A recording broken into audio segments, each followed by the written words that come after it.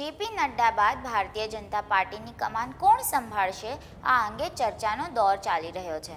આ વચ્ચે હવે અટકળો લગાવવામાં આવી રહી છે કે પાર્ટીના શીર્ષ પદ પર મહારાષ્ટ્રના નેતા બેસી શકે છે। જોકે આ અંગે સત્તાવાર કંઈ પણ કહેવામાં નથી આવ્યું। હકીકતમાં મહારાષ્ટ્રના ડેપ્યુટી સીએમ દેવેન્દ્ર ફડણવીસ અને વડાપ્રધાન મોદીની શનિવારે થયેલી મીટિંગ બાદ આ ચર્ચાને હવા મળી છે।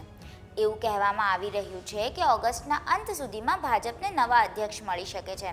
ત્યારે વાત એવી પણ ચાલી રહી છે કે પાર્ટીના પ્રમુખ પદ માટે મહારાષ્ટ્રના બે નેતા દેવેન્દ્ર ફડણવીસ અને વિનોદ તાવડેનું નામ ચર્ચાઈ રહ્યું છે। જો કે આ અંગે ભાજપ તરફથી સત્તાવાર રીતે કંઈ કહેવામાં નથી આવ્યું। અગાઉ સંઘ અને ભાજપ વચ્ચે નામોને લઈને મતભેદ હતા, જેના કારણે ટોચના પદ પર નિમણૂકો થઈ શકી નથી।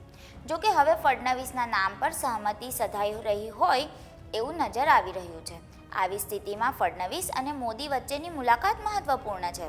ત્યારે એવું પણ કહેવામાં આવી રહ્યું છે કે ફડણવીસને લઈને પાર્ટીમાં બે મત છે કે તેમને પ્રમુખ બનાવવા કે પછી કેબિનેટમાં મંત્રી।